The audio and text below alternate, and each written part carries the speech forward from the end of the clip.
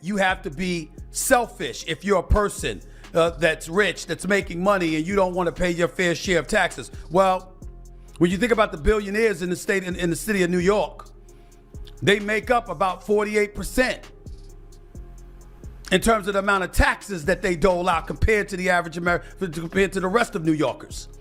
And if you're talking about raising their taxes while doing these other things, you're making New York unattractive, not just for residents, but for businesses. Stephen A. Smith just unloaded on Zohran Mamdani and the entire Democratic leadership, and no one escaped the criticism. 85% of the population lives there. That's where I live. That's why I'm on POTUS. That's where we live. We ain't veering one way or the other to the extreme because we understand, it is about affordability. But it's also about the economy. It's also about safety in the streets.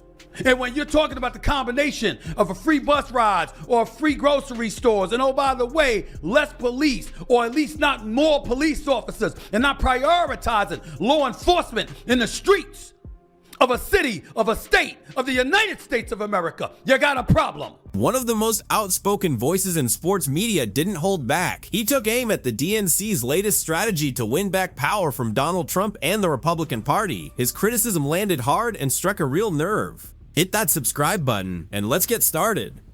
Ladies and gentlemen, let me be very, very clear. If the Democratic Party becomes the likes of Zohran Mamdani, who, by the way, I like, not trying to throw any shade on him or anything like that, but if the Democratic Party becomes him, you have no chance. You have no chance on a national basis in terms of the presidency. In Senate seats in the House, you have no chance. You have no chance. I want to be very, very clear about that. You might have a Democratic socialist sprinkled here and there, but that ain't what America is.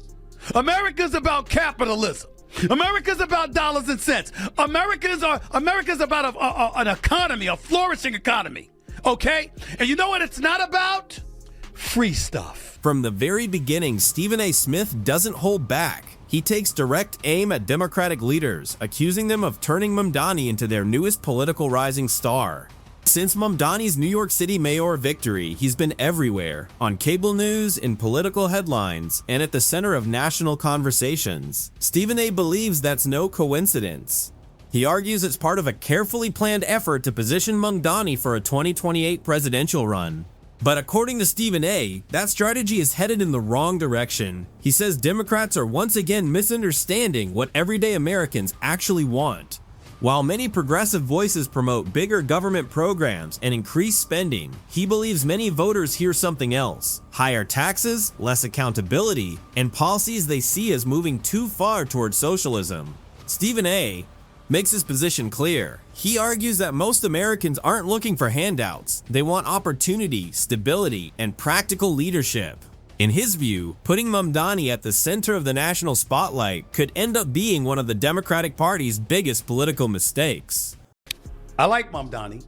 I'm looking forward to interviewing him. He's promised to be on this show. But I'm very, very concerned about some of the things that he said. I'm very concerned about what he once said about defunding the police.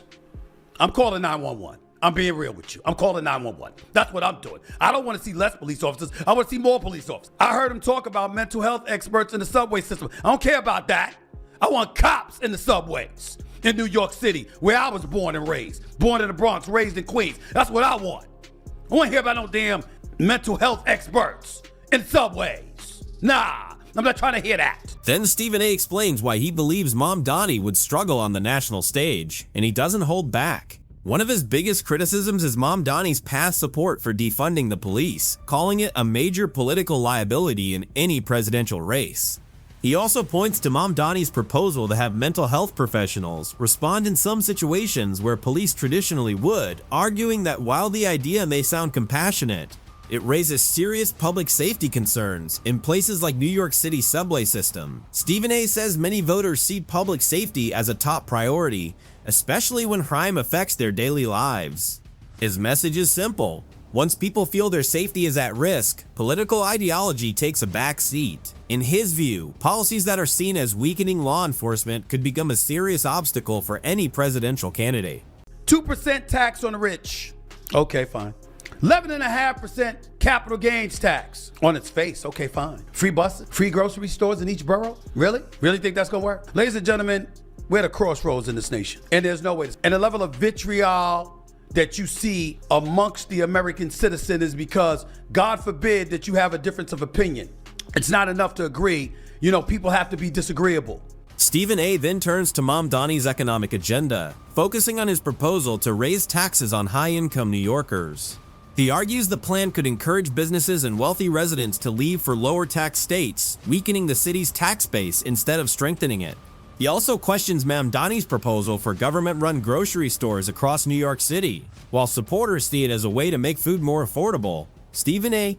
argues it could hurt competition, discourage private investment, and increase reliance on government programs. In his view, these ideas may sound appealing, but he believes they could create more economic problems than they solve. And if you're talking about raising their taxes while doing these other things, you're making New York unattractive, not just for residents, but for businesses. And if you make it unattractive for businesses and you compromise the ability to be the capitalists that these people are, then they take their businesses elsewhere. So the money that they paid on their homes or in rent, they move out of the city or the state. Businesses follow. And ultimately the tax burden falls on to New Yorkers out there. Stephen A. argues that New York is already seeing people leave for one simple reason: they want to keep more of what they earn. As taxes rise, he says, some higher income residents and businesses are choosing to relocate to lower tax states, taking investment, jobs, and tax revenue with them. He believes the biggest burden then falls on middle class and working class families who don't have the option to move. Critics of these policies argue this could slow economic growth, weaken city services, and make life more expensive for those who stay. Stephen A.'s warning is that cities don't decline overnight, they lose momentum over time. In his view, high taxes and policies he sees as risky could push New York in the wrong direction and make long-term economic challenges even harder to overcome. Which means that rent freezes, which is also something that Mamdani pushed, is that really going to be plausible? Are you really going to be able to freeze rent? Or are you going to end up hiking it because you don't have enough people here to pay it? Tax revenue, where you getting that from? See, these are all the kind of things that we have to connect the dots and ask ourselves, 1 + 1, does it equal 2? Is it really plausible that these things are going to happen? According to Mayor Hochul, 90% of the stuff Mamdani said he can't do on his own. He got to come through her and the state legislature in order to get it done. Is he going to be able to do that? What level of support is he going to have outside of young whippersnappers out there who love him and are so in love with his personality and everything else that they didn't really dot the I's and cross the T's and look at actual policies and the kind of effect that's going to have on New Yorkers? That's what I'm worried about. I hope I'm wrong. Then Stephen A. points to what he sees as a major obstacle. He argues that Mamdani's biggest campaign promises can't move forward without Governor Kathy Hochul's approval. If she rejects or scales back those proposals, he says Mamdani could face criticism for making promises he can't deliver. On the other hand, Stephen A. argues that if the proposals do move ahead, they could bring significant challenges for New York's economy, public safety, and tax system. In his view, that leaves Mamdani in a difficult political position with no easy path forward. According to Stephen A., the clock is already ticking, and any loss of momentum could make that challenge even harder to overcome. I'm looking forward to sitting down and interviewing with them. I just want to know where the money coming from. See, I count. Okay, I count. And I can't tell you how many young teenagers, it could be daughters, it could be nieces and nephews, it could be friends and family members or relatives of folks along that age gap.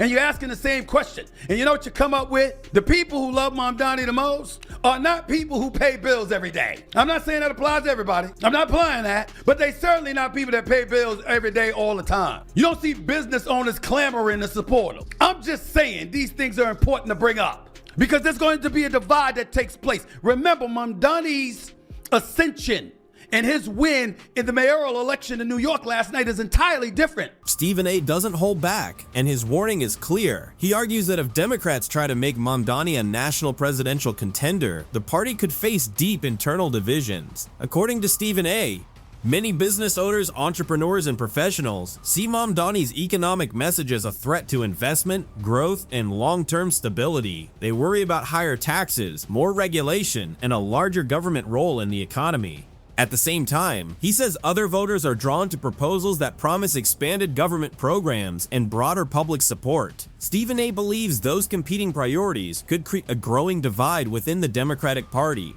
In his view, instead of bringing the party together, a Mamdani presidential campaign could expose existing disagreements and make them even harder to overcome. But the reason I bring that up is because their campaign was a bit different than Zohran Mamdani. They were talking about affordability issues just like he was, but they were also a bit more pragmatic in their thinking. They weren't talking about free grocery stores and free bus rides. They weren't talking about those things. They were talking about centrist kind of policies that would ingratiate themselves with the vast majority of American citizens in their respective states, because guess what? They recognize that's where the meat of the electorate lives. Stephen A. then highlights what he sees as the major difference between Abigail Spanberger and Mamdani. He says both are responding to the same problem: families struggling with rising housing costs, expensive groceries, and the growing cost of living. But in his view, their solutions couldn't be more different.